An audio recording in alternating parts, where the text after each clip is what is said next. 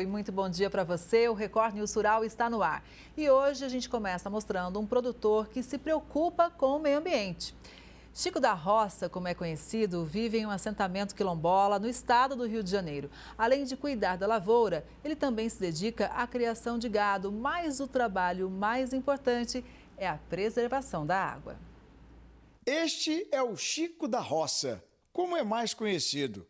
Ele tinha apenas uma certeza quando colocou os pés na terra há 25 anos: plantar árvores. As crianças de escola, eles botam apelido na gente. Depois que bota, aí começaram a botar. Aí quando eles vão botar alguma coisa para mim, os meus netos mesmo. Bota Chico da Roça. Chico vive dentro de um assentamento em Campos dos Goytacazes. Tem cerca de 3.000 árvores plantadas. O plantio é consorciado com plantas de ciclo curto, além da criação de animais. Aqui eu encontrei a terra, né? A terra e as nascentes. As nascentes, ela bem afastada, mas quando o produtor, ele conhece o que é nascente. Ele sabe onde que ele vai fazer um poço para ele tirar água. Então ele não vai fazer um poço num lugar mais alto, num lugar que não tem nascente, que ele não vai conseguir água. No poço vai conseguir muito fundo. E na roça, aí você faz poço no enxadão, né? Um enxadãozinho, aí não é poço artesiano, é na mão mesmo. Aí comecei a cavar as nascentes, 1 metro eu já encontrava água para tomar. E desses 10 hectares, ele pegou 30%, 3 hectares, e está preservando, está reconstituindo a vegetação nativa, com apoio da UENF, por exemplo, professores que doaram mudas para cá, e ele é um nato produtor de águas. A gente, quando identifica um olho d'água, a gente tem que isolar essa área e, no mínimo, um raio de 50 metros tem que ter proteção. Tá? Nenhuma intervenção nesse local e deve ser cercada. A proteção faz com que nunca falte água para os cultivos e a produção agrícola não tem influência em atividades sustentáveis. Assim, Francisco realiza o policultivo: abóbora, feijão, banana, laranja, entre outros. Plantei a semente, né? As laranjas lá, tudo, você vê que o mato que está lá foi depois da chuva agora, mas que está tudo limpinho. A recomposição vegetal dessa área é importante. Campos é uma cidade muito seca e chove pouco.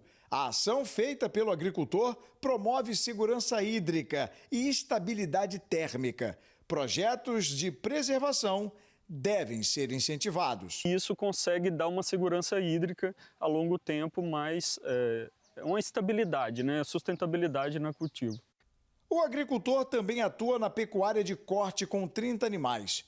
Todo o esterco produzido pela criação vai direto para uma compostagem que depois passa por processos de decomposição. Serve para a adubação das plantas. As mãos grossas de muito trabalho são marcas de uma vida dedicada à roça. Ele tem 67 anos e muita sintonia com a natureza. Isso aqui foi plantado calculado.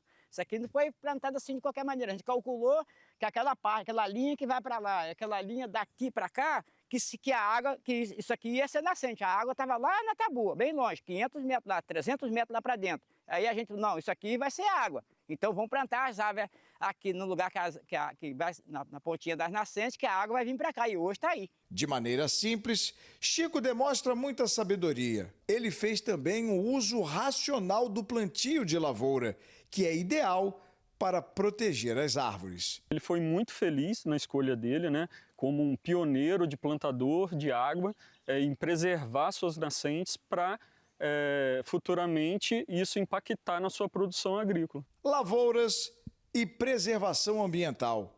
Chico da Roça, como é conhecido, também poderia ser chamado de Chico das Águas, Chico da Natureza. A verdade é que a propriedade responde bem aos cuidados dele.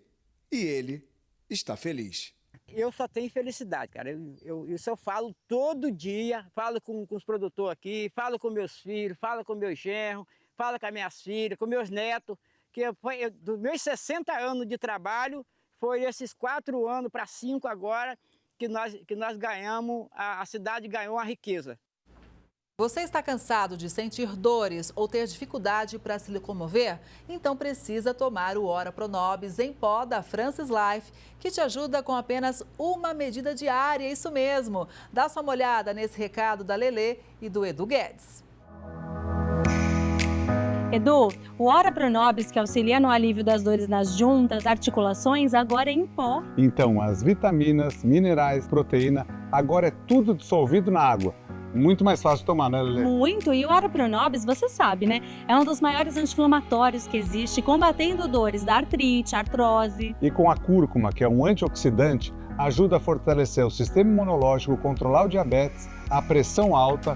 Saúde com Ora Pronobis. Da Francis Life.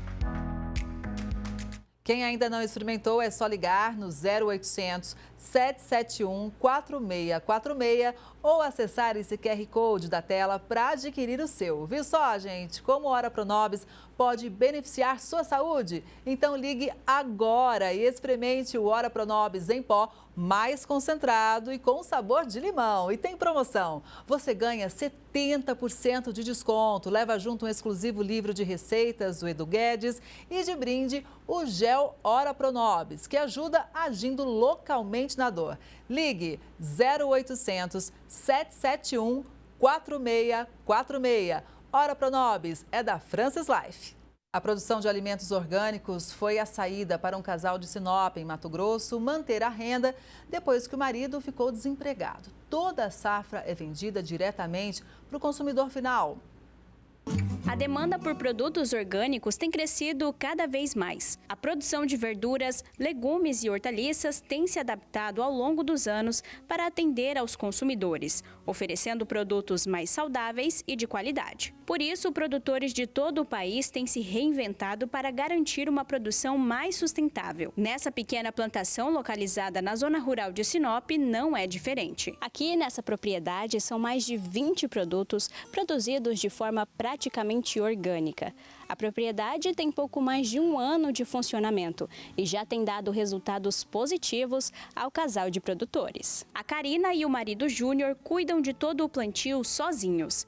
Ela fica responsável pela parte administrativa, como a venda e entrega dos produtos. Karina conta que iniciaram a produção logo depois que Júnior ficou desempregado. Meu marido trabalhou 20 anos no setor madeireiro, né? E aí veio a crise do setor madeireiro, aí teve que dispensar alguns funcionários e dentre esses estava ele, né? E aí eu falei assim, bom, vamos ver o que você gosta de mexer, né? O que você gosta de trabalhar. E ele sempre foi apaixonado pela terra, pela agricultura, né? E foi assim que Júnior iniciou o plantio dos alimentos. Sem uma formação específica na área, ele conta com a experiência daquilo que aprendeu ao longo dos anos e o apoio de entidades como o Senar e a Universidade Federal de Mato Grosso. Na produção, quase toda a área é cultivada de maneira orgânica, sem o uso de defensivos químicos. O próximo passo é utilizar a adubação 100% natural. Tudo é um processo, né, que a gente acabou descobrindo no meio do caminho. Então, o orgânico ele vai ser o quê? Tirar tudo que é químico, né, e colocando o que é mais natural possível. Né, aquilo que a própria natureza já oferece e você consegue colocar ele fazendo repelentes defensivos, né, e esse é o próprio adubo também, né, para a nutrição de cada planta, né.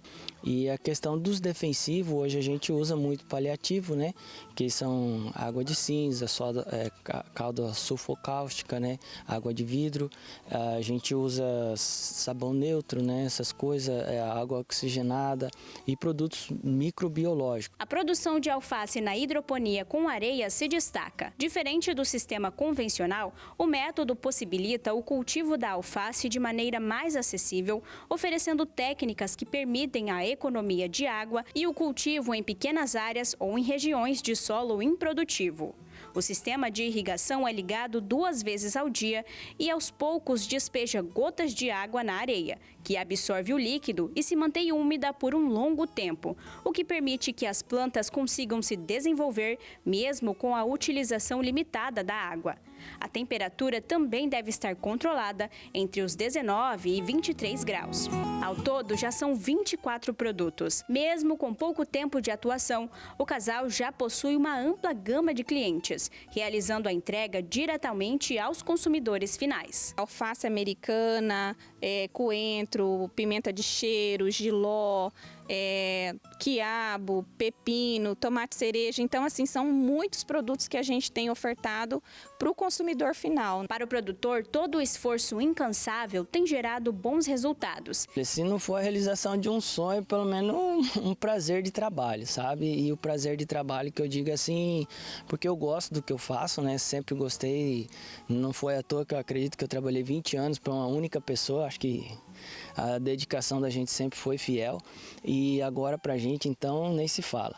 E o que motiva, igual eu falei desde o início, né, é a satisfação do consumidor final, em ver que o produto vale a pena ser consumido e ainda mais nos dias de hoje, que é tirar aquilo que é tóxico do café da manhã, do almoço e da janta.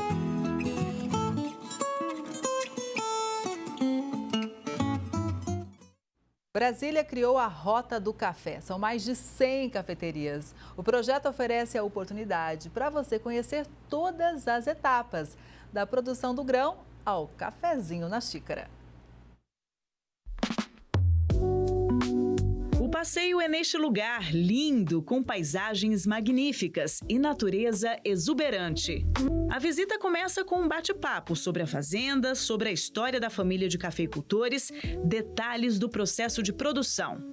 E já do lado de fora, a definição do que é café especial. É um produto, né, que tem origem normalmente num café da espécie arábica e um café que tem uma condição climática que permite que aquele café tenha características sensoriais de doçura, de sabor, de aromas específicos, além da qualidade, claro, sem defeitos, ou seja, sem grãos apodrecidos, sem pedras, sem outras fermentações, que faz com que você tenha qualidade naquele fruto para extrair uma boa bebida.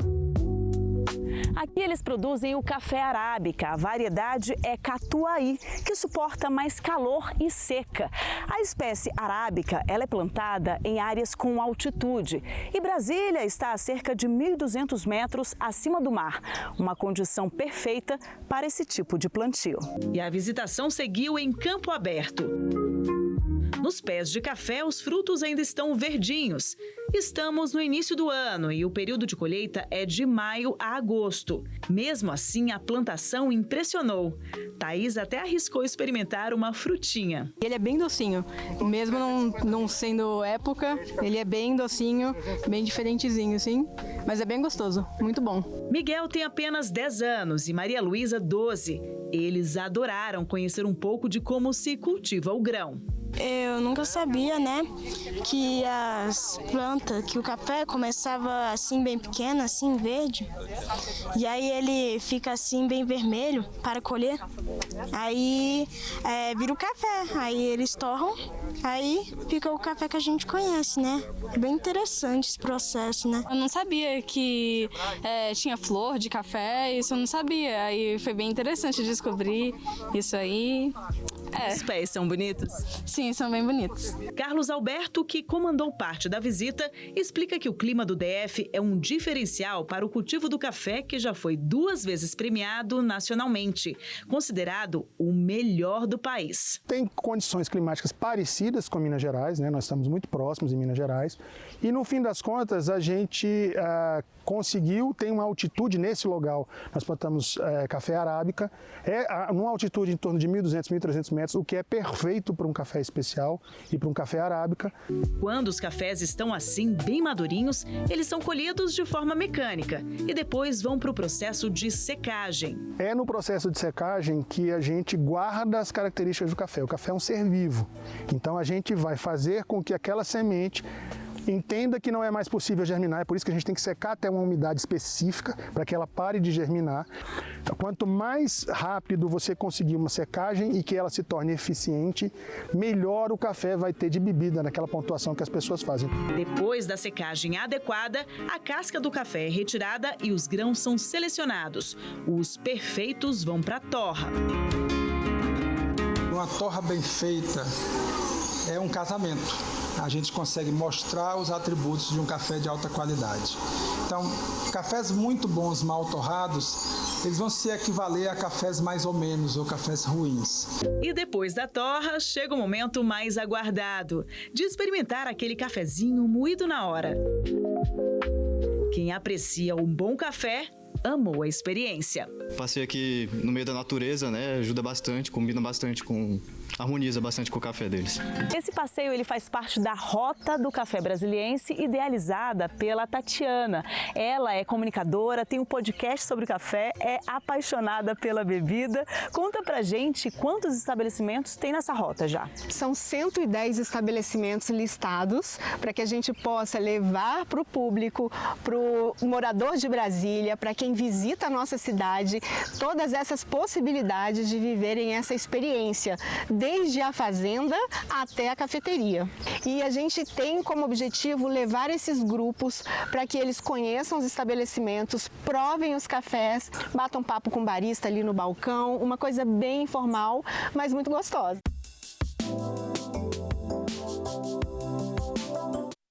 Você está cansado de sentir dores ou ter dificuldade para se locomover? Então precisa tomar o Ora Pronobis em pó da Francis Life, que te ajuda com apenas uma medida diária, isso mesmo. Dá só uma olhada nesse recado da Lelê e do Edu Guedes. Edu, o Ora Pronobis, que auxilia no alívio das dores nas juntas, articulações, agora é em pó. Então, as vitaminas, minerais, proteína, agora é tudo dissolvido na água. Muito mais fácil de tomar, né, Lelê? Muito, e o Ora Pronobis, você sabe, né? É um dos maiores anti-inflamatórios que existe, combatendo dores da artrite, artrose. E com a cúrcuma, que é um antioxidante, ajuda a fortalecer o sistema imunológico, controlar o diabetes, a pressão alta. Saúde com Ora Pronobis. Da Francis Life. Quem ainda não experimentou é só ligar no 0800 771 4646 ou acessar esse QR Code da tela para adquirir o seu. Viu só, gente? Como o Ora Pronobis pode beneficiar sua saúde? Então ligue agora e experimente o Ora Pronobis em pó mais concentrado e com sabor de limão. E tem promoção. Você ganha 70% de desconto. Leva junto um exclusivo livro de receitas do Edu Guedes e de brinde o gel Ora Pronobis, que ajuda agindo localmente na dor. Ligue 0800 771 4646. Ora Pronobis é da Francis Life.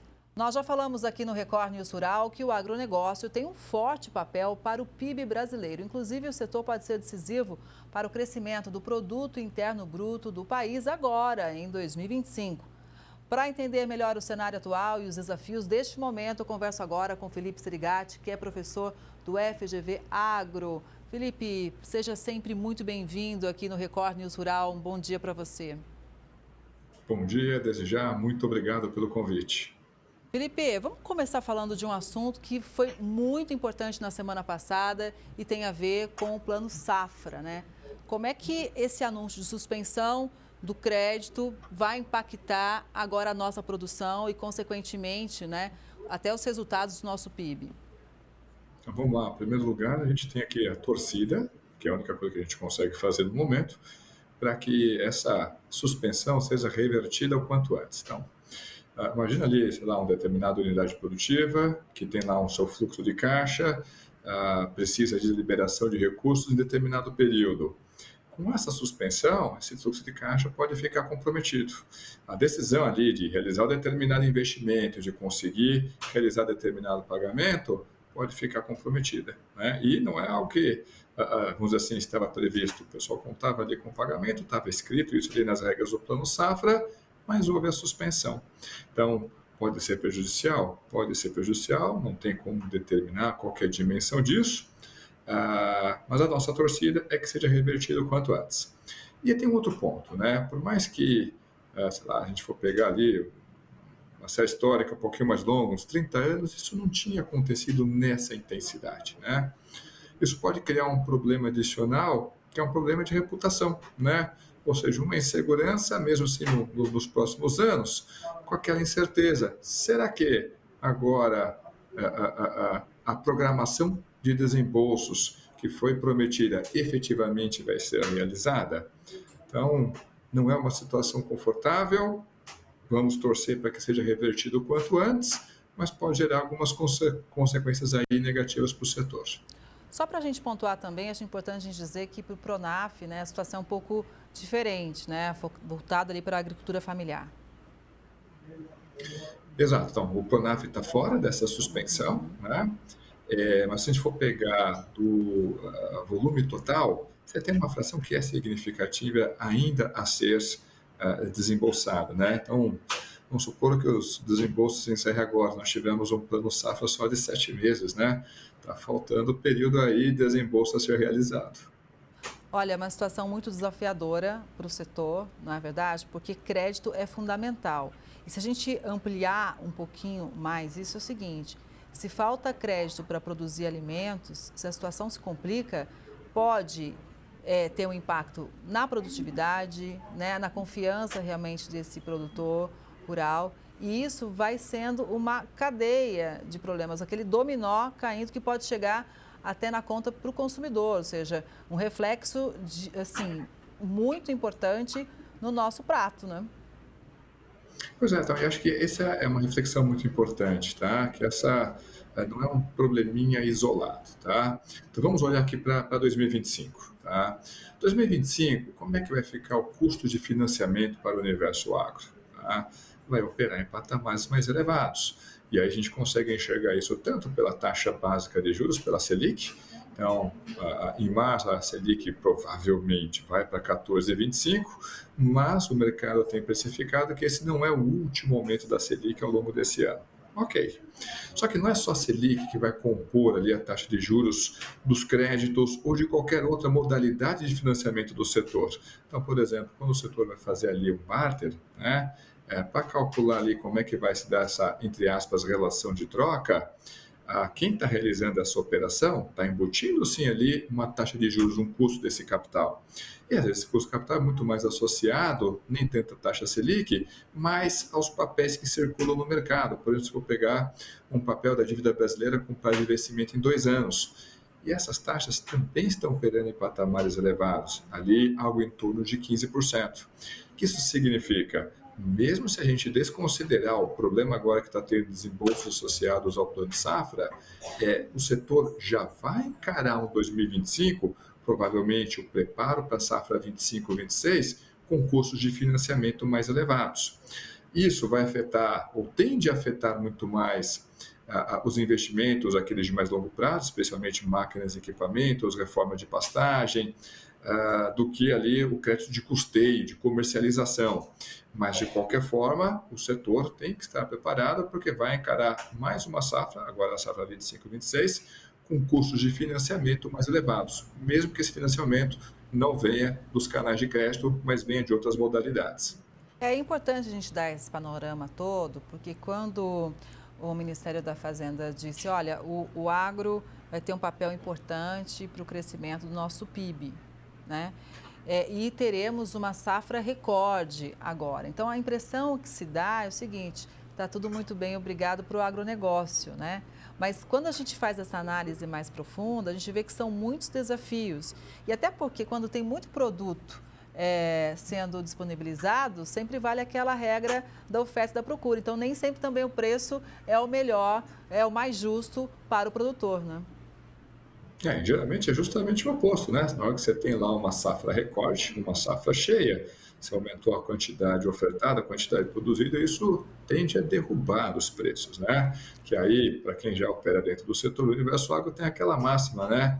Uma boa safra não necessariamente significa bons rendimentos, bons lucros para o produtor, para quem está operando nesse universo. Ainda assim, quando a gente está falando aqui em safra recorde, a gente jamais pode esquecer, a gente está projetado uma safra recorde de grãos. Diversos outros produtos do agro brasileiro, e agro, né, nosso universo agro não se resume aos grãos, embora os grãos sejam muito importantes, a gente não vai ter uma safra recorde de café, a gente não vai ter uma safra recorde de cana, uma produção recorde, sei lá, de açúcar ou de etanol, a gente não vai ter uma produção recorde em diversas proteínas, por exemplo, a peso total das carcaças, né, a produção total de carne bovina não deveria ser recorde esse ano, suco de laranja não deve ter uma produção recorde, então essa produção recorde é justamente na safra de grãos. Mas isso, boa parte dessa safra recorde já está no solo. O pessoal está no processo, na verdade, de colheita dessa safra de grãos. Que a gente tem que analisar agora, além da questão como é que vai ser a nossa segunda safra, como é que vem as culturas de inverno, mas principalmente como é que a gente vai preparar o terreno para a próxima safra, para o próximo ciclo, para o ciclo 25-26. E é justamente esse ciclo que vai operar com custos de financiamento bastante elevados. Vamos voltar um pouquinho à nossa janela de análise, porque em 2024, né, o agronegócio sofreu uma queda, né, pela quebra de produção agrícola, né, e os menores preços das commodities, isso em relação ao PIB. Mas o setor também começou a dar uns sinais de recuperação ali, mais para o finalzinho, né? Felipe, como você encara esse momento, né, para a gente? Será que a gente pode voltar a ter uma queda no desempenho? Isso pelo desafio que a gente já colocou aqui, por exemplo, em relação ao crédito, ao financiamento? Então, para 2025, provavelmente não, tá? Então, o grosso da safra de 25, os insumos já foram contratados, os insumos já estão no solo, o plantio já foi feito, o pessoal já está aguardando ali, né, no processo de colheita da nossa safra de verão. Então, para 2025, provavelmente o PIB das atividades agropecuárias vai registrar crescimento e crescimento robusto. Dois fatores: a própria safra recorde de grãos e, do outro lado, uma base mais estreita de 2024. Em 2024 nós tivemos, provavelmente nós tivemos ali uma contração no PIB das atividades agropecuárias no ano passado. Então vai ter expansão, muito provavelmente expansão robusta. Isso, para a economia brasileira, gente, vai ser importante para caramba. Então, o que acontece? Em 2024, a gente não tem os números finais do PIB, devem sair esses números finais na primeira semana de março, só que vai ser um número grande. Então, a economia brasileira deve ter crescido lá 3,5%, talvez um pouco mais, 3,8%. Vai crescer bem a economia brasileira. Só que essa é a fotografia geral, né? Aquela fotografia que agrega o ano 2024 inteiro. Se a gente desagrega, né, e vê a evolução da economia ao longo dos meses, como aconteceu quando divulgou o IBCBR, Índice de Atividade Econômica, o que ficou claro é que a economia brasileira está desacelerando.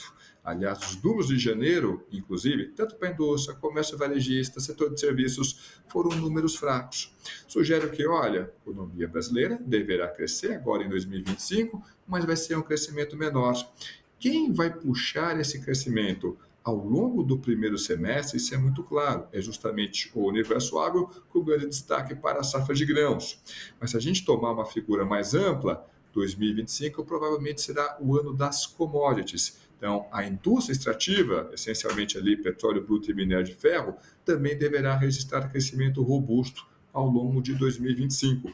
Então, a gente vai ter quase que o oposto ali, né, do que nós tivemos em 2024. 2024, no agregadão, um crescimento robusto, um crescimento acelerado, mas na hora que você desagrega, você vê ali uma desaceleração. 2025, um crescimento menor, só que dessa vez puxado principalmente pelas commodities. E ainda assim, é importante manter seu primeiro comentário. O fato do universo agro crescer a uma taxa robusta ao longo aqui de 2025, isso não significa que todo o setor vai estar, vamos dizer assim, passeando pelo parque, né? Vai estar numa situação super confortável. Não. PIB mede essencialmente quantidade produzida, de forma mais precisa, valor adicionado. Você vai ter lá uma grande safra e uma fração grande desse faturamento que foi gerado pode não necessariamente ficar dentro da porteira. Exato. E um dos fatores para isso, gostaria da sua análise, certamente teve a ver com o dólar também, com o câmbio, né? Porque a gente importa muito insumo e o dólar disparou. Tudo isso vai para a conta do bolso do produtor, né? Exato, né? E isso vai depender muito também da estratégia de cada unidade produtiva, né? Vamos lá, quem, por um acaso, e é pouco provável, né, fez aquisição de insumos, né, de fertilizantes, sei lá, nos últimos meses de 2024, não é algo normal de acontecer, né? Mas realmente esse produto chegou bem caro, né? Provavelmente quem aproveitou melhor essa oportunidade acabou travando o preço ou comercializando uma fração da sua safra com esse câmbio mais favorável para quem está vendendo um produto associado ali, né? Que segue os movimentos do dólar. Mas isso tem uma heterogeneidade muito grande entre as unidades produtivas. Quer ver um exemplo que é clássico? A gente vê aquela forte elevação do dólar, como a gente viu no final de 24, e cria-se a sensação no mercado, semana que vem vai estar ainda mais alto. E aí é horrível, porque o produtor ele acaba assumindo a posição de um especulador. Ao invés de aproveitar aquele momento e garantir aquele lucro, mesmo que de repente não seja o mais alto possível, ele sai da posição de maior segurança, que ele pode ter um retorno garantido, e assume a posição de especulador. Só que diferente da instituição financeira que tem uma carteira mais diversificada, então ela pode diversificar, diluir esse risco, o produtor praticamente tem um conjunto muito mais limitado de produtos na sua carteira. Então ele se expõe a risco, às vezes de maneira desnecessária. Ou seja, mesmo o dólar mais alto, que poderia ser benéfico, na verdade pode trazer ali um risco adicional, porque expõe os produtores a uma volatilidade às vezes desnecessária. Olha, são muitos riscos, mas a gente sempre fala aqui da importância, né, da resiliência dos nossos produtores, né, do nosso setor agropecuário. Felipe, nesse sentido, você falou agora há pouco um pouquinho sobre preparar o terreno para o ano que vem, né? E em meio a incertezas de crédito, mudanças climáticas, câmbio, o que a gente pode esperar, então, para o ano que vem? Vai ser um ano ainda mais desafiador, uma vez que você já mencionou que a economia brasileira está desacelerando? Então, felizmente, para o universo agro, tá? O PIB aqui no Brasil crescer mais, crescer menos, em geral não afeta tanto, tá? Acho que, por exemplo, pode acomodar muito mais o setor as turbulências que acontecem no mercado internacional. Vamos lá, no momento que a gente está conversando, Estados Unidos, Donald Trump está anunciando ali um acordo, né, que está muito próximo de fechar um acordo comercial com a China. Vamos lá, né, em termos de produtos agropecuários, Estados Unidos, em geral, é um concorrente brasileiro. Tá? E se, de repente, esse acordo comercial fizer a China adquirir mais produtos dos Estados Unidos em detrimento aos produtos brasileiros, isso pode ser um aspecto negativo para o universo agro, aqui no Brasil, mais intenso do que uma desaceleração da nossa economia. Mas, de novo, isso vai variar muito de produto para produto. Se a gente for conversar com o pessoal da pecuária de corte, eles estão olhando para os próximos períodos de uma maneira bem mais otimista, porque estão vendo ali o cheiro ali cada vez mais forte de reversão do ciclo pecuário, ou seja, de ver ali os preços da pecuária operando em patamares mais elevados, o que em condições normais tende a garantir uma margem mais confortável.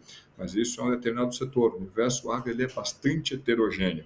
Então acho que para 2025, olhando para 2026, por mais cenário base seja de desaceleração da economia brasileira, acho que o universo agro está mais preocupado com o que acontece lá fora, dado que opera no mercado de commodities, do que com essas variáveis domésticas aqui. E ainda assim, então tem lá o produtor, está com turbulência, sem turbulência, maior calmaria, menor calmaria, ele não tem muito o que fazer, né? A única atividade que ele pode fazer é produzir da melhor maneira possível, tentando obter a maior produtividade ou o menor custo unitário possível.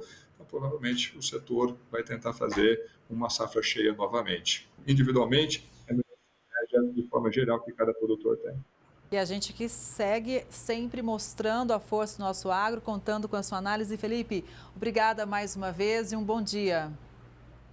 Eu que agradeço, gente. Um ótimo dia a todos. Obrigada. E o Record News Rural de hoje fica por aqui. Obrigada pela sua audiência. A gente se vê no próximo programa. Até lá!